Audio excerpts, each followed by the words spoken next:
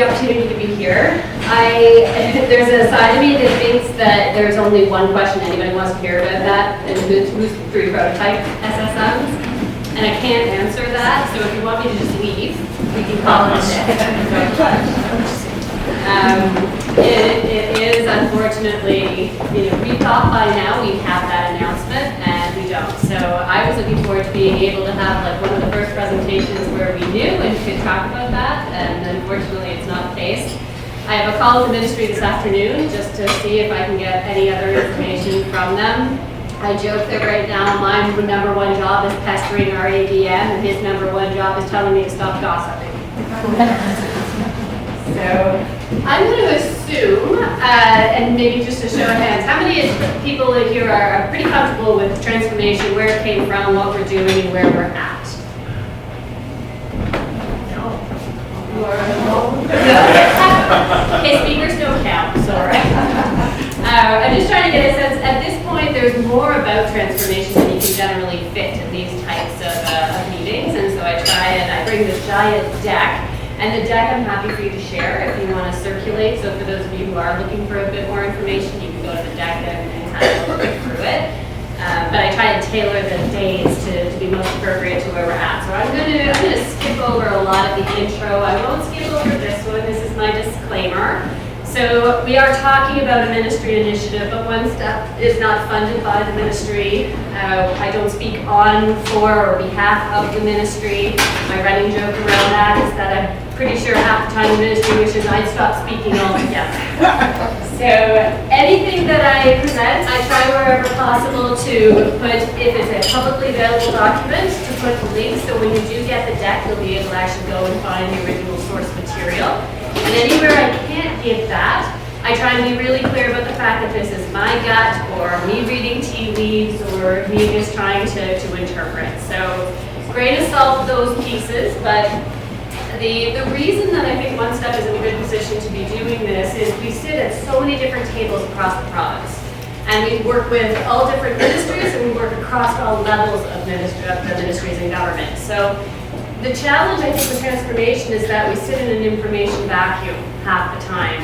And when we do get information, we get it out of context and snippets here and there. So what ONESTEP's been trying to do is take the fact that we are in so many different places, pull it all together, and leverage that into some sort of a coherent narrative that allows the sector to be able to think about, plan, and engage with the changes that are coming. So I will jump over the context pieces, and you can go back to them if you want to take a look as to where we came from. For those of you that are wondering or unaware of, the biggest change that's coming is the fact that the government no longer wants to administer the thousands of contracts that they're currently administering across this province.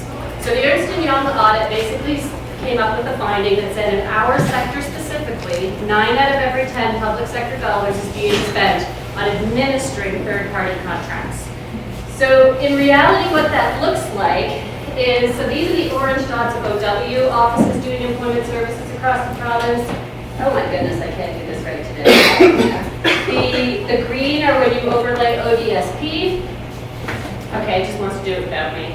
The blue, so basically what they want to do is move from this, you're going to do it for me automatically, no, to that. So every one of those dots represents right now a current service delivery site and an independent contract being managed by the ministry. These dots represent the contracts that the ministry is going to be administering moving forward. What they don't represent is the number of service providers or service provider sites moving forward. So that's a distinction that I think it's important to kind of think about. Because a lot of times you're thinking from the perspective of all of these contracts going to 15 means an awful lot of organizations closing doors and shutting down. There will be some. If you look at other jurisdictions, that contraction absolutely happens, but not on the scale of thousands to 15. The 15 is just trying to centralize the contract administration and make it so that the ministry is spending less and being more efficient in administering what they're responsible for. And then each of those red dots is expected to actually be working with a network of providers across their own communities to do service delivery. And And you'll see as we talk a little bit about what we learned from the competition so far, the ministry actually did preference the fact that anybody who said I'm working with a diverse model of local service providers scored highly and did well in the competition. So this is the new structure. If you haven't seen it, basically we're dividing up into 15 now that align with our economic regions, with the exception of the Toronto area, which got further subdivided into its 5 metropolitan areas. The Simcoe Muskoka board overlaps, of course, 2 catchment areas, and that you have Muskoka Kawarthas, which actually is a prototype area, as well as the one that goes into Barrie, or a piece of it. So there's a change in geography in terms of how we define our province. So in terms of what your catchments look like, and you can look at these later, there's a reason that I throw them up, but the 2 that in this area are here. This is why I put them up in terms of why it matters. So this is what we know from the 3 prototype regions. So Hamilton, Niagara was one of the first ones, Kitchener, Waterloo, and then Muskoka, Kawarthas. If we take their actual client numbers, so this is what they actually served, who walked in their doors, who had employment plans, who they worked with in 2018-19. The EO assisted numbers in the Muskoka Kawarthas are here, and then EO unassisted. These are the clients participating in employment services programming under the OW umbrella. These are the clients participating in employment services under the ODSP umbrella. And then this is post-transformation in terms of what it looks like. The reason that I put this up as a summary chart is, one, to remind people that the SSM is now responsible for every single one of those clients on the employment services side. So not on the income assistance side. If a client walks into a municipal office, county, regional government offices, and is looking for OW, they get assessed for income eligibility, income support eligibility. They also do the common assessment that everybody in the province is going to be looking at. If they're deemed employment ready, they no longer stay within the OW's network of providers. They get referred to the SSM's network of providers. ODSP is the same thing. If they're not deemed employment ready under the common assessment tools, then the life stabilization components stay with the OW or ODSP office within that network.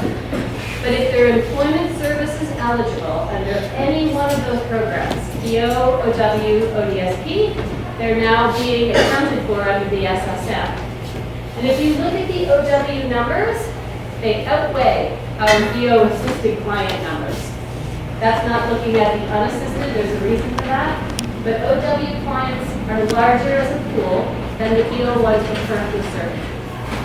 And then ODSP is smaller, it's not a mandated program component, so that makes sense. But they're also folded in. The reason that this then becomes telling in terms of thinking about our catchment areas is what it means for the clients we're now expected to serve. So if you were in Muskoka Kawarthas, and Muskoka Kawarthas had about 5,500 EO assisted clients and just over 6,000 OW and a little under 800 ODSP, the ministry then said, okay, well here's who we're expecting you to serve moving forward. We want a minimum of what they're calling a Stream A client. A Stream A client is somebody who's considered at low risk for long-term unemployment, where long-term is 27 weeks or higher. 1,700 on the Stream B, moderate risk for long-term, and about 5,000 for Stream C. These were the minimums that anybody wanting to bid on an SSM had to say they would serve across the entire catchment area. So this is Peterborough, this is all the way up, and this is the entire catchment area, not just one piece. But if you look at those numbers, that's 7,700 clients was the minimum. That is way lower than the 11,000 clients that were just under OW and EO. It doesn't look at unassisted at all. There's 2 reasons for that. So one is they call that a client minimum. If you were bidding as an SSM and you were putting a budget in, there were actually only 5 things you had to bid on. You had to tell them how much money you were going to use of your planning period, so January through March, how much money you would use for a transition period the next 6 months. Then you had to tell them basically a cost per client. Because what they did is they they said, okay, if you have 1,000 clients to serve, we're going to give you X number of dollars to serve Stream A clients. That dollar amount didn't change.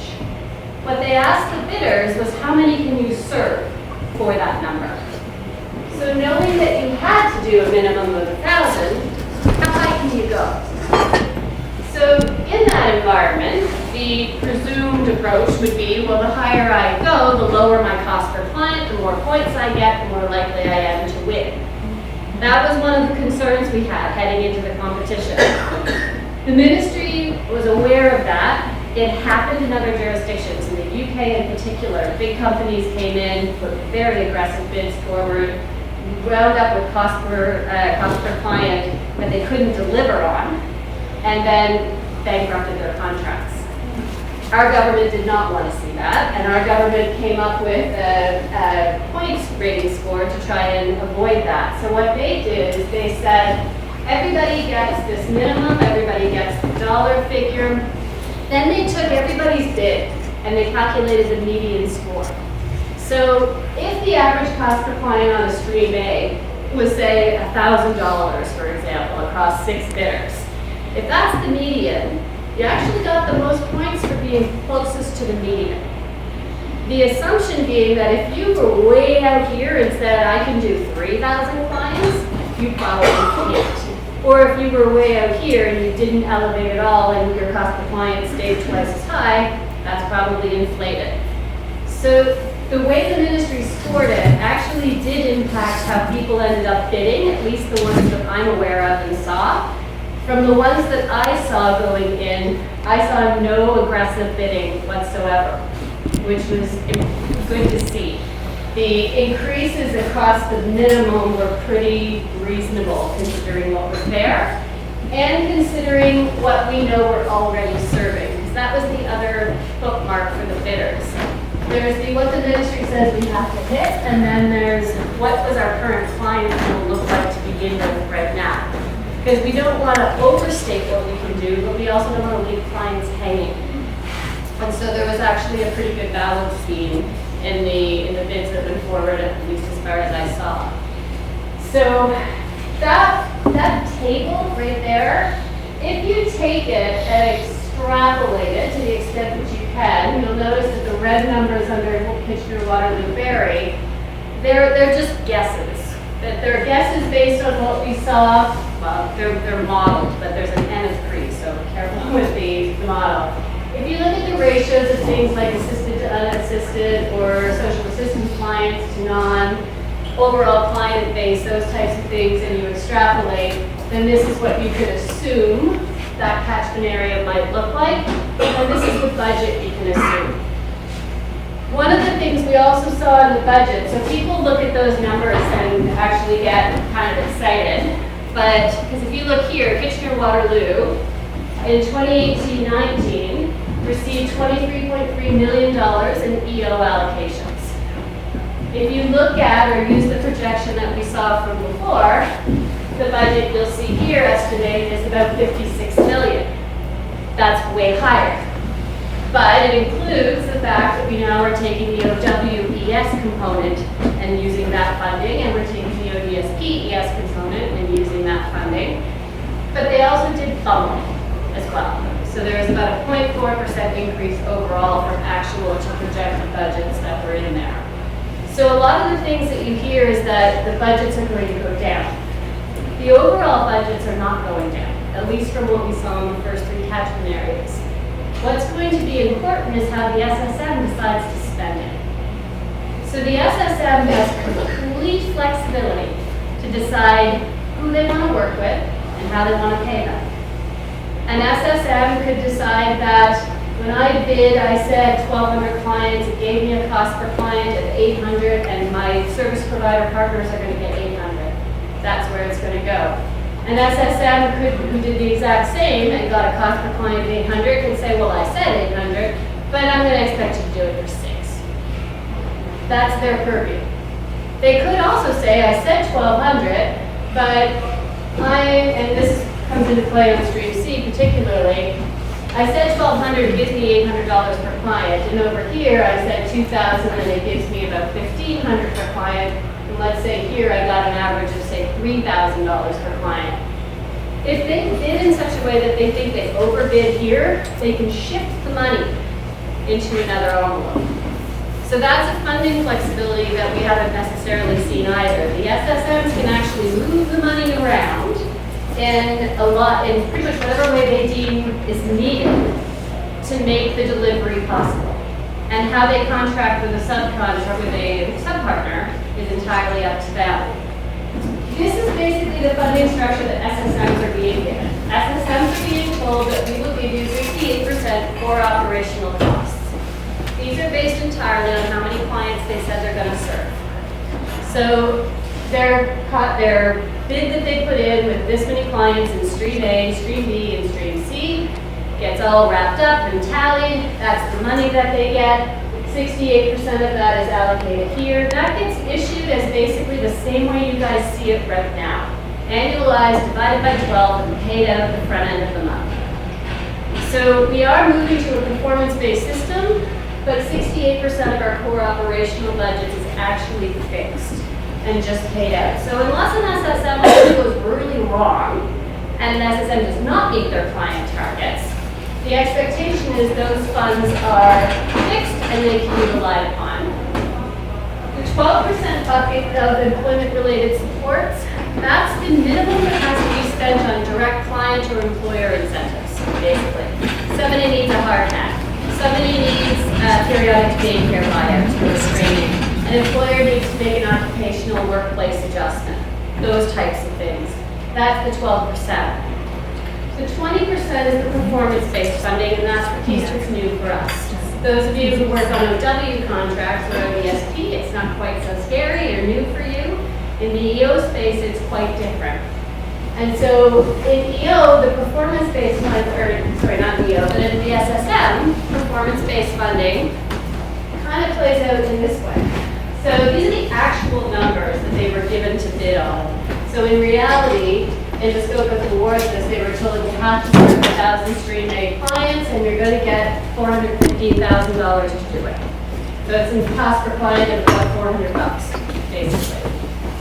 But above and beyond these operational pieces, you have this. A Stream A client that gets placed in a job and retains that job for 12 months, you get another $344. Stream B, you get another $1105, and Stream C, you get $3230. So this funding is your 20% green bucket that you only get not when the person's got their employment service plan, gotten a job. This you get for them keeping a job. But it's further broken out in this way. So this is if you take those numbers, on average, a low-risk client for long-term unemployment works out to be about 400, Stream B works out to be 1,000, Stream C works out to be 2,100. And that on the core operational budgets, and then this is your performance base. So a Stream A client that still has a job at 1 month, you actually don't get any extra for. They're basically saying they should still be there in a month. This shouldn't be a big milestone. At 3 months, you get 65, 6 months, you get 117, and at 12, you get another 162. The reason this is in yellow is to highlight the fact that the bulk of your funding, your performance-based funding, comes for 6 months retention and higher. That's a big stretch for a lot of our clients. And if you look at our performance data right now, 6 months is tough. If we think of a Stream C client, those who are the most challenging to serve, furthest from the labor market that we support and work with, if we get them in a job and they're there at 1 month, we're generally happy. At 3 months, it generally feels pretty successful. If they get placed in a job and they're there at 5.5 months, but not at 6, that represents a $2,100 loss in funding. So the incentives are being placed on retention. Here's where the SSM, and I am picking on the SSMs a little bit in terms of trying to help the community understand how important it is that the SSM that comes into your community knows what you need, because they have so much freedom. An SSM that looks at this, because, sorry, there's one piece I forgot to say. This is one of the pieces that I had to kind of swallow. It didn't sit well with me when I first heard it. But in this system, let's imagine a situation where Joe comes out of your employment service fees and Joe gets placed in, oops, sorry, entry-level job at, say, Best Buy. And you call him in a month and Joe is still at Best Buy. And you call him in 3 months and Joe doesn't work at Best Buy anymore. He hopped over to Home Depot because he thought that was a better option and he's working there. That's fine, Joe gets paid out, or you get paid out for your 1 month milestone and your 3 month milestone. If you call Joe at 6 months and for whatever reason, challenges, family issues, Joe's not working at all anymore, you do not get your 6 month milestone. So you would have, if Joe is a stream C client, you would have gotten 350 in 1 month, 700 at 3, but you won't get your 990 for 6. But if you call Joe at 12 months and he's gone back to Best Buy, you will get your 1,225. That's new for us. We're not used to that. And when I see that, that's not long-term meaningful employment, nor is it career advancement or progression in the way that I know all of you work with clients to actually see and do every day. And so I found that frustrating when I first saw it. And then so I started digging into it a bit. And one of the things I did is I called around to all the other SSM-style entities in other jurisdictions that I know and said, in this system, how do you not just get job matching and meaningless employment? Because the incentive for you would be to just tick the box and say, I got them a job and I got my money. The answer that I got from the majority, not from everybody, but from the majority, is that the reality is long-term retention comes from quality employment, and they know that. So in most cases, SSMs actually have systems in place where they monitor, even though the ministry doesn't ask them to do it, or the funder doesn't ask them to do it. They monitor quality employment and they incentivize their service providers to do it. So you actually, as a service subcontractor, get paid more for having placed people not just in jobs, but meaningful jobs and then supported them for progression and advancement. So that was one thing that kind of made me feel a little bit better. When we talked with the ministry about this and said, what's up? Come on, you want to go to serving the most vulnerable, and you want to go to incentivizing people to do that in a way that they get meaningful long-term employment, this isn't it. In fairness, it was one of the few times that I said, I complained about something in the ministry and I actually kind of had to walk it back afterwards.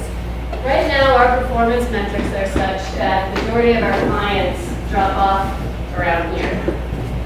But a lot of that is coming from the fact that our structures and our formulas and our funding and whatnot aren't incentivized to actually help in post-placement support of the people we work with.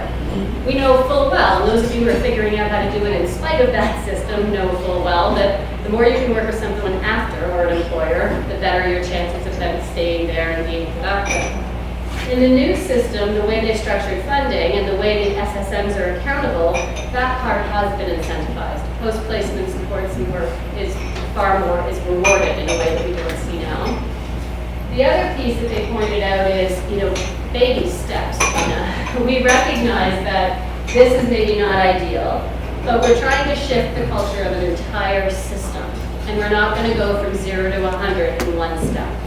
So we have these structures in place, we have other structures in place, but the commitment on the ministry's part is to work with SSMs and make sure that we are being responsive, adapting, and moving towards something that actually does work and incentivize. And SSMs, at least in other jurisdictions that I spoke with, had similar commitments from their governments, and they said it does work, that there was an ability to do that, there was a flexibility. So I'm hoping we'll see the same thing in Ontario from our government when they're at the table. But right now what's happening is the ministry has basically said we're renegotiating your business plans and your service contracts for 6 months. If you are an EO-supported provider, you're getting a 6-month contract negotiation. At the same time, they're getting their contracts in place with the SSMs. And the SSM that's coming in and scope before that. The contracts, and this is an old slide, sorry, I gotta get LTSD in there. Or maybe they'll switch back and eventually I know. But the contracts they negotiate here for the 6 months get inherited by the SSMs, and the SSM has been explicitly told you cannot change anything for those 6 months. You manage the contract, you deliver the funding, flow it through, tick the boxes, but that is it. You can't make any changes. So while that's going on, the intention, this is another place where I feel the ministry has built in a structure where they have incentivized and basically stated, you will work with our network of local providers. You will get to know them, you will understand them and their clients, you will have the opportunity to put a responsible transition plan in place that we want to see. The Because the other thing that the SSMs have to do in these first 6 months, they have to get 2 deliverables into the ministry. One is their online delivery platform, but the other is a transition plan. So the ministry has basically said, you have to tell us what your status quo looks like and how you're going to move that to where you think it needs to be. So just to give a sense for that, in Muskoka Kawarthas, that is a very, this is what the service footprint looks like. Basically, under the EO umbrella. Service providers actually. You have, I don't know why that's not actually showing you in color, but you have these service providers currently administering EO contracts at those sites across this catchment. So all the way up to Bryce Bridge and down here to Coburg and the ones in the Peterborough area in between. The SSM is being asked, are they the right bubbles? Are they in the right place? Are they delivering the right services? Are they serving the right clients? And the last part of that is going to be, are the right people doing it? So what I've heard from the SSM, from the bidders in the Muskoka Kawartha area that I've spoken to, and I certainly haven't spoken to everybody, but one of the things that I did hear when I reached out to talk to people about the transition plan, the most likely thing you can expect to see is that the first 3 months of this period is going to be hitting the ground running, consultating, that's not a word, consulting with local providers, getting to know who's there, what they do, what they offer. But once that 3 months is done, so they can't make any changes till October, but they have to give you 90 days notice before anything changes with your contract. That means that basically, by the time we hit July 1st, every single service provider in that catchment area is going to receive their notice that says, we will not be renewing, extending, or honoring the contract beyond October 1st or September 30th. That's the expectation. At the same time, what they would do is launch an open and transparent expression of interest or call for proposals process for anybody who wants to be a service delivery agency with them in that catchment. And so I'm using Muskoka as an example, but other catchments would be a similar thing. It's the generally accepted best practice, and I can't imagine we won't see it in Ontario. It's what we've seen in all the other jurisdictions. That means that everything is actually on the table. So if you're not currently receiving EO funding, you can apply. If you are receiving EO funding, you can apply. If you're receiving EO funding and you've decided to wash your hands of this mess and walk away from it, you don't have to apply. Joe Smith down the road's convenience store who all of a sudden says, I can do employment services, can apply. It is a completely open process. So that will likely happen in the last 3 months of what they call the transition period, which is the 6-month block, because by October, they have to have those contracts signed and ready to go. As of October, they have to be in the integrated service delivery model and moving forward. That includes having ODSP referral channels in place, having OW referral channels in place, and being in the completely integrated approach. We are 1 month, I don't want to say off timeline. We thought contracts and announcement might have been done in January, but we were kind of speculating on that a little bit. They presumably had from January to March as a planning period before they hit April to September, so we'll see if the timeline shifts at all by a month or so, but if not, this is kind of where it's expected to be. So, if you're not in the catchment, what if you're in Barrie? What does it mean for you? These are, and I'm going to be very, very clear, this is my speculation. This is me working through timelines in a way that I think makes sense, but there has been no formal announcement at all by the ministry around when the rest of the province is going to flip. That said, if you make some assumptions and you put on your Trina hat and you speculate, this is what I come up with. We have been told from the beginning that a political timeline aligns with the election period, so that by 2022, when we're heading into provincial election, the province is operational. That language was reflected in the Ontario Economic Statement last fall. A little bit ambiguous as to whether that could have been interpreted as operational by April 2022 or in process of competing by 2022. I reached out to our ADM and asked, and he said I'm unable to provide any further clarification at this time. Very standard answer. So I said, okay, well, indulge me for a bit. If I work the timeline backwards and I say we're going to be done by April 2022, it means we're going to competition by this date. Am I wrong? He's like, no, you're not wrong. That would be when we'd be heading to competition. And while it's not our preference, if we had to, I think we've demonstrated that we could meet aggressive timelines. So if you take those assumptions, if you assume we're going to hit the 2022 timeline and we're going to head into this election all flipped, the other piece is around contracts. We've been told SSMs are going to have a contract of 3 years minimum. So if you look at that, they're signing, the first 3 catchment areas are signing right now. So it'll be 2021 will be their first year. 21-22 is their second year. 22-23 is their third. And they've been told they get a 3 + 1 + 1. So if they take their +1 + 1, then their 5-year contract ends in 2025. We're not going to continue a system where we flip 3 catchments and then we flip 12. At some point, we're going to want to have the whole province flipping together as one concerted marketplace. So I think, again, me speculating, the +1 + 1 is to give us that flexibility. If we hit the April 22 timeline, that means they're on 22-23, 23-24, 24-25. That means the rest of the province competing comes up for, they get 3 years of their first prototype or their first round, and then we flip the whole province in 25. So speculation, but I think it holds. The other piece of speculation is that this government doesn't, in fact, want to do the same aggressive, ridiculous timeframe that we just came through in the competition. So if you map those out and you work it backwards, then this is kind of where you come from. If we're going to assume that if we hit our political timeline by April 2022, we flip the rest of the province. If we're going to give them 3 and 6 months as planning and transition, that means by July or March, their SSMs are up and running. Announced in June, that means that the CFP is February 2021. And if we get them a little bit more buffer window than we gave them in this process, that means by December of this year, the rest of the province is going. So there's an awful lot of people who are still kind of doing this around transformation or thinking I wasn't a prototype. Don't do that. The reality is if we are going to move forward, and maybe it shifts, but even if it does shift, it's better to be ready than not. We've got a year as our outer, kind of our first bound, to be ready heading into the next competition. The one thing we learned from the prototypes, they weren't ready. They didn't have time. The conversations that had to be had, the organizational preparation and structure, the legal considerations, the partnerships, the community planning and knowledge wasn't there. The most consultation I saw in areas tended to happen from the external bidders coming in as opposed to the internal tables.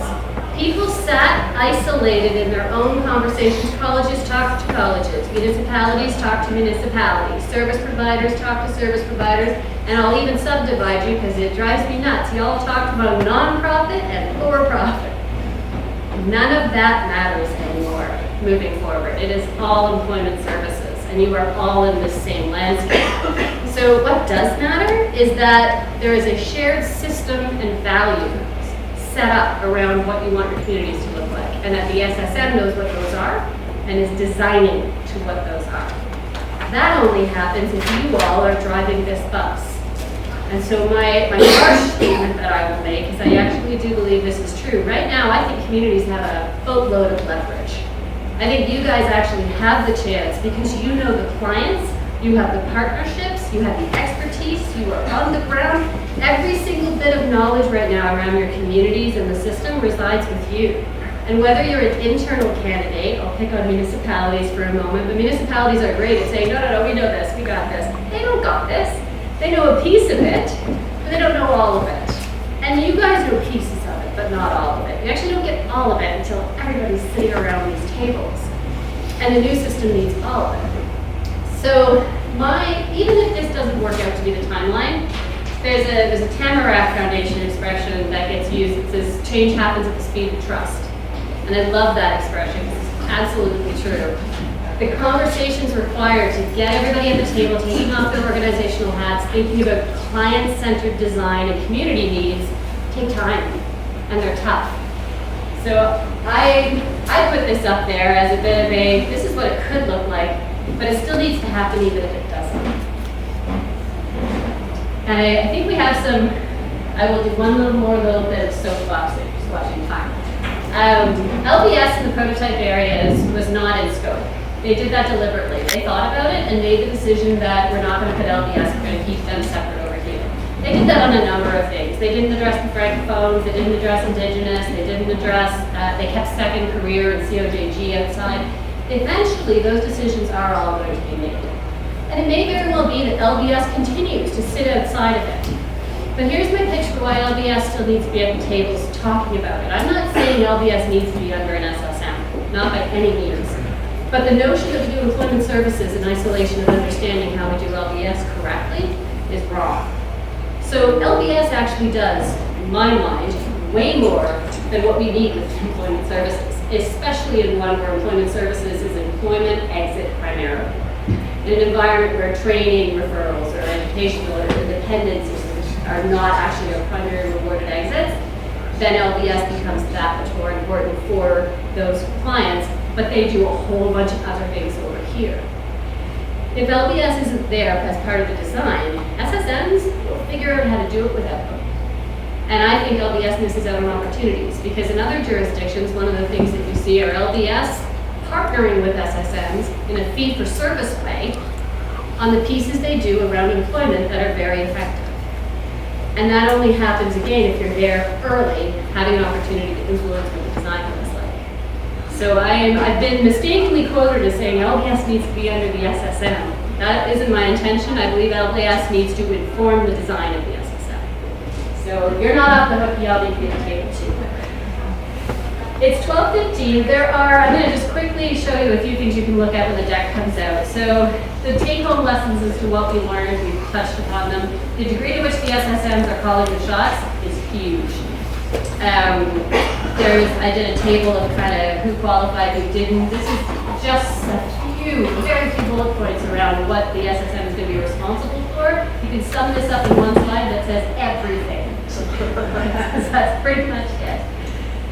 This is one that maybe it is worth walking through. So again, in trying to understand what our system might look like, I called around and I talked to contract holders in the UK and BC and Australia and Nova Scotia to try and get my head around what can we expect. So these are kind of the 5 models that come out. There's a model where an SSM basically says, I don't even want to get service provider. That is not me. I'm a contract administrator. I centralize operational pieces and that is it. I work with partners only. So that's model number 1. They do not do delivery. They may or may not have their own model as to how delivery should happen. But they, for the most part, keep their hands out of delivery. That was reflected in, as far as I know, one application that went forward, and to my knowledge in Ontario, that model did not get interviewed. Not to say others weren't there, but to my knowledge. Down here is number 5, where there's an entity that basically in transformation says, you know what? We don't need transformation. Y'all want to do it fine, but we got this.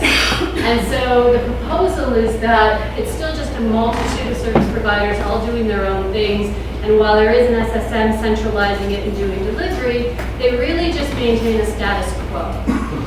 There was one proposal that I know of that really went that route, and to my knowledge, that proposal didn't get interviewed. So that leaves the 3 in the middle. This is one where the SSM is actually a service delivery agency, and they are the unique service agencies. This happened in BC, and it happened in the UK, where the SSM contract was awarded, and they said, you can absolutely work with us, but you're working for us. We'll take your staff, we'll take your organization, we'll take your infrastructure, but it's our brand, and you're our team, and we are the entity.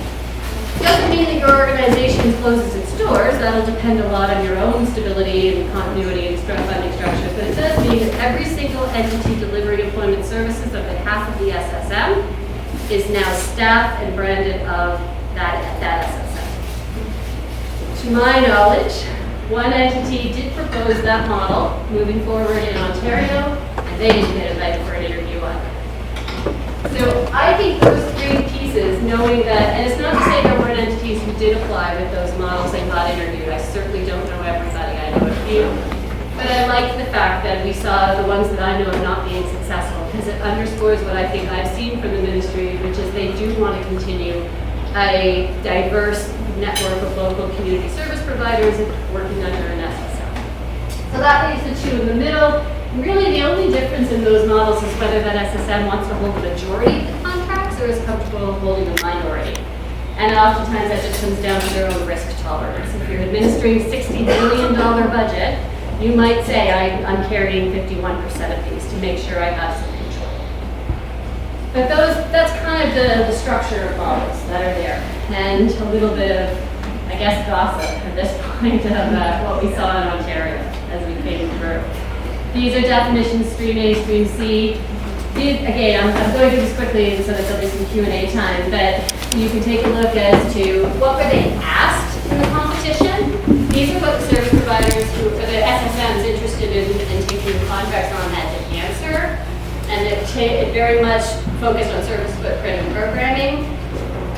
There's a Q&A, there's a question tree that I put together, and so again, you can walk it through with your organization, but I am biased. I start with the question of, is employment services critical to your organization's vision or mission? Because I'll be frank, there are organizations in Ontario who moved into this space because they were following the funding, not their mission. And if that's the reason you're still in this, I think you need to step back, and your executive and your boards need to have a really tough conversation as to whether or not it's where you belong. That said, do you still want to pursue EO funds? I know agencies right now that are planning to take their toys and go home. They do not want to be part of what's coming. And a few of them are saying, that's fine, you can be the guinea pigs, we'll see you in a few years. They'll come back on round 2. And maybe you guys want to do that as well. But it's a question as to whether, even if you're doing ES, you want to be EO. Most of the organizations I know of fall into this one as to they're trying to figure out, do I want to be an SSM, do I want to be part of an SSM, or do I want to partner with an SSM? And so you can work through that tree if it's of interest to you. The last few slides that I'll just highlight was, it's a capture of my conversations with contract holders in other jurisdictions. So those conversations I've been referring to throughout the presentation, I went out and I asked them 4 questions. I basically said, how do you identify your delivery partners? How do you decide how many you actually are going to need? What are the most important things for you when considering who your partners are going to be? And then what can they bring to the table that helps you decide that? Because that's the other piece. Having conversations early is helping your potential SSMs understand who you are, what you do, what you bring. Well, what do they need to actually understand that? So the last few slides are basically summaries of the answers I got. And I spoke with a little over 50 named SSM contract holders across 4 different countries, or 4 different jurisdictions. So you can kind of walk through those if you're interested. And I'll read it because it gives us about 10 minutes for Q&A. And and I'll open it. Or we go over to the When you mentioned the SSMs will have basically jurisdiction over everything, that includes performance management framework, right? So they can start from scratch, or they can decide, and that might be different than each of the 3 prototypes. They can. So the question was, SSMs having jurisdiction over everything, does that include your performance management framework? It does. They can start from scratch. Many of the externals I spoke with who were bidding in Ontario, one of the things that they actually have as an advantage is the systems and the experience in place. They have PMS pretty much ready to go that they adapt to whatever jurisdiction they land in. That said, pretty much all the ones I saw or had a chance to play around with, because it is all digitized, they tailor them to what they need to report to the ministry as a minimum. So you and your frontline service folk will no longer be entering data in CAMS. Let's assuming we're still using CAMS in the future system. But you would be entering it into whatever system your SSM puts in place. And they might decide to figure out how to do it directly into CAMS. But in other jurisdictions, they don't, because they want control over the data quality. And so there's this, you put it into ours, and then we look after reporting to the ministry. So it's not completely carte blanche on that front, because they do try and build in what they're ultimately responsible for and accountable for, but it is customized by the SSM and is not necessarily, and usually not at all, the ministry's system. The SSMs have been given their performance management framework. Those of you who are members may have seen it on the database, the resource database, and it's out there. The incentives and consequences framework the SSMs are operating under is on the database. So if you want to see what they're being held accountable for, you can take a look at those. And again, those pieces might get reflected in your subcontracts, but they also might not, depending on how that SSM wants to structure it.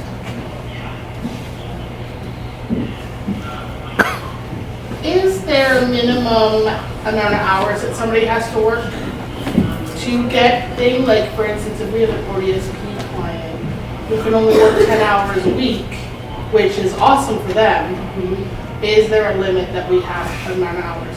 So that's an operational detail that hasn't been hashed out yet. Right now, the language sits as full-time employment, but that is a placeholder. There's a recognition that for clients on the ODSP side in particular, that's probably not going to be transferable. So those are operational details that the SSM, when they have contracts, are going to have to be figuring out. There are a lot of those. A common assessment tool, the one that decides whether a client is an A, a B, or a C, that's not out yet. They're not sitting on it, it's not ready. They have to be using that in the prototype areas by October, but they were hoping they'll get it sooner so that we can get a look at it and see what it actually is. Because OW offices will be using it, ODSP offices will be using it, and service providers under the EO, under the SSM, sort of will be using it. So it would be nice to actually see what that looks like, and we don't know yet. But it's those types of operational pieces, there's still a lot of those we don't know yet and we're waiting on. Hopefully, once we get further into this process, we can share that. I have another question. I work with the youth in Muskoka, and my thing right now is I get credit if they go in education, finish their high school. You're saying that this is all based on just going into employment, so what about the youth that decide they need to finish their high school to get a career? So that's where the 68 and 20 kind of comes in as I'm reading it. It's not that there's a disincentive for clients to move into non-employment related exits, for example. There will still be those channels, or it might be a referral to an LBS or an educational continuance or whatever it might be. But for the performance-based funding, clients have to move into employment. Now that 20%, if you haven't, on the members database resource, there's a spreadsheet that you can go in and start playing with the performance-based funding, what this looks like a little bit. The 20% does, if every single client in the Muskoka-Kawarthas area, so let's say they got 7,700 as their minimum target, if 7,700 people moved into employment in the Muskoka-Kawarthas area, you would get performance-based funding. I just want to get the numbers right here, or pull up the table to give you the budget comparison. So the overall budget right now for Muskoka-Kawarthas is sitting at $20.8 million. That includes, so 20% of that is the green box of performance-based funding. 12% is the light blue of performance or of the incentives, and 68% of that is core. If 7,700 clients exited to employment and retained for 12 months, the budget in Muskoka-Kawarthas would actually be $47 million. So they're already making an assumption. That 20% already assumes that the majority of your clients are not actually exiting to employment and retaining into that 6 to 12 month range. So a good chunk of that is going to be your pathways, the pathways where you go to education, where you go to some alternate training, or you're just going to life stabilization or whatever other pre-employment readiness pieces there might be.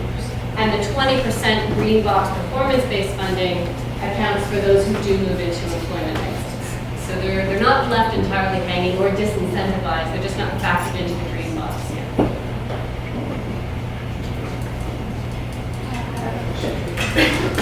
So, the perception or messaging, if you will, that has been received to date is that Ontario Boards will continue to deliver the life stabilization component. Can you provide any further comment or insight on that? That is the extent of the language I've seen and heard even around the table. So the timeline where we saw for the prototypes where there was 6 months of a transition period, they're inheriting contracts for ODSP and EO, but not OW. OW doesn't come on their plate until October. So there's a reason for that, and a lot of it centers on what you just asked. They're still figuring out a lot of pieces with OW, and it's further complicated because it's complicated by a number of things, but the relationship to municipalities is challenging right now. There's also the fact that OW and ODSP are legislated programs, that already have mandated flow-through entities, as you see SMMs, I always get that acronym wrong, CMSMs? CMSMs and DSETs in the north. And so they're taking a bit more time to figure all that out. The only language we have is that you're right, if they're not deemed employment ready, if they're not stream A, stream B, stream C, they will stay with you for life stabilization.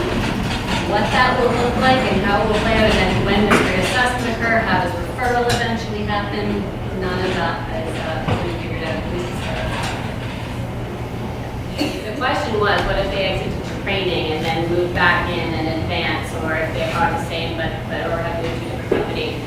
As it currently sits, they can be wherever they want. They could have been demoted but still employed and will get their milestone. If they're in training and they're not employed, you wouldn't get your milestone. So if an employer, and this is one of the places where I think there'll be nuances, if an employer at 3 months said, you have tremendous potential, we want to put you in a management training program for 3 months so that you can come back and advance into a new role. If the employer still has that employee on payroll, and so you have a T4 or a letter or whatever the heck becomes the burden of proof, then you would hit your milestone because they will be training while employed. If not, if they have to exit the employment world to do training, right now as it stands, you wouldn't hit your milestone. So one of the things that, there are so many, we did a quick 20-minute tutorial on the mix of transformation, but in other jurisdictions, one of the things that you see most commonly is that the SSM really wants their service provider partners focusing on clients and employers. They do not want you focusing on administration. They minimize your data reporting. They minimize proof of employment. In fact, in a lot of them, they take it out entirely. In their world, if they're paying $60,000 for a job developer to be supporting a client, they want them with that client, not trying to chase down employers for T4s or letters or paperwork. So they would take all of it back across the entire catchment area. They set up call centers. They have other types of systems and verification processes in place. They pay those people $15 to $20 an hour to do the paperwork and admin. And they expect the service providers to be focusing on the clients and the job development. So at least in other jurisdictions, SSMs generally resulted in less administrative and paperwork stuff on the subcontractor than is currently seen. Whether that'll play out in Ontario is a big question. The original comment being around the fact that it's potential with the flexibility of funding, especially in smaller communities, to see an SSM being able to reinvest in opportunities that aren't currently there and sustain things around, for example, seasonal employment. You can do different investment structures and support the communities, and you're absolutely right. There are those advantages and potentials. The second part was, how do we actually start these conversations? So it's how do you get as a service provider, how do you approach another service provider? In other catchment areas, it's playing out in all kinds of different ways, and I'll pick on Susan in a minute, and I actually do believe the workforce planning boards have that role to play. They're your neutral entity, and they are the ones responsible for working across the communities, hosting things like this, bringing you all together, and I know Susan's already had one of these earlier in Muskoka.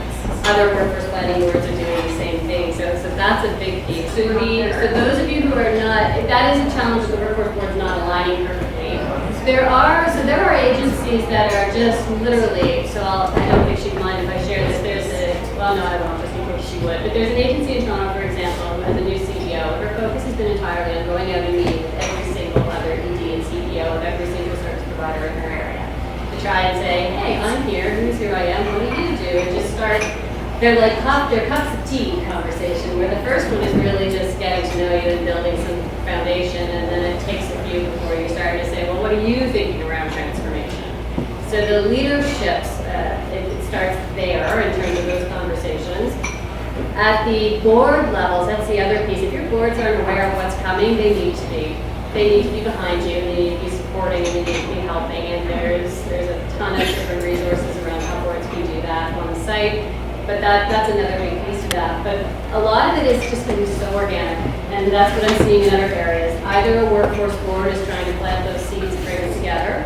Individually, they're also going out and trying to connect themselves. It can be tough because some of your new partners are municipalities. And so how do you make the end? Well, luckily, here you go. We have that one, at least for this county here, but it's tough, but it's piecemeal. Trina, I have a concern, and it sounds like maybe you might be able to take it back unless it's already been addressed. But earlier when you commented on how they wanted the money used and how they would be possibly hiring an administrative body to make the phone calls and follow-ups and things, because the funds are attached to the outcomes of those follow-up phone calls, one thing we discovered in our office, we had a person assigned to doing follow-ups, so the case managers didn't have to do them. That person didn't have any rapport with the clients. When we changed it to have case managers do their own, the success rate was much greater. So if you have a call center making those calls, they're not incentivized to really get a hold of that person. You know what I'm saying? So is it a no outcome because this person's working and they're not picking up their phone, they're not answering their texts, they don't know who this person is that's calling them, their problem solved, they're working, they're not responding. So We're I not getting heard that the comment was, and I heard this across different areas as well, when we centralized it and gave it to somebody who just did kind of proof of employment, they weren't as successful as those who hold the relationship with the client and the employer. And I think that's pretty universal as to how people have seen it. And so what's the incentive for this $15 an hour person sitting in a call center to not just say, oh, no answer, no answer, no answer. The only thing I can pull from is other jurisdictions, and the SSM I spoke with were very cognizant of the fact that it took time to get there. But they have systems and approaches, they have technologies in place that we are not leveraging and have not used, that their proof rates are astronomically higher than what we see, even when we're doing that relationship-based reporting. They are phenomenally good at it, and if I put my mercenary hat on it, because they don't get paid if they don't. I don't know whether Ontario will put different type, what the accountability structures will be like, but in the UK, for example, let's assume an SSM puts an invoice into the ministry for payment for 100 people. And they say, these 100 people met these employment targets, we want our money. The ministry checks 10 of them. They're not going to check 100, but let's say they check 10. And they find that 3 were actually fraudulent. 30% of what you would get paid out on the 100, you don't get. So there are different structures that end up getting put in place where the SSM is incentivized to actually follow up and make sure that and not only make sure it's done, but make sure it's done well and accurately. I know for a fact, I get in trouble when I say this, but I know for a fact we sit in a system where people go, I called at 3, they didn't answer, employed. That doesn't happen in other places that I've seen. The accountability structures that are there are actually quite rigorous, and I suspect we'll see similar pieces in place. So, and it's not going to happen overnight, right? They're not going to land here in October and say, all right, give us all your administration. It's going to have to be a growth process. So I can say I've seen it work in other jurisdictions, and it'll be interesting to see how it rolls out and if it works in Ontario. I'm continuing to answer questions, but there's probably So in other jurisdictions, so one of the pieces I didn't touch on as to what the big changes look like in the new system versus the old one. In other jurisdictions, one of the biggest structural changes I see is because everything is motivated towards employment exits and retention, and the financial structures are annualized, you actually don't have someone on program for more than 12 months. Because then the financials and the system becomes really challenging to manage. So if you need to exit somebody as quickly as possible into a job, you see a system change from where right now we have about 70 to 80% of our focus is placed on pre-employment readiness and job placement, to one where 70 to 80% is going to be focused on post-placement supports, job coaching, and development. So the incentives for employers reflect that. There are all kinds of additional pieces that when I look at other jurisdictions, they do with and for employers that we don't have. Not because I don't think we wouldn't want to. If the ministry gave us the money, I'm sure we'd be more than willing to do it. But our system is focused on the pre-employment and placement. That's going to flip if we reflect other jurisdictions. And so those things as to what can we do and support and really help employers and train employers and really be there for them, you'll see a much stronger focus.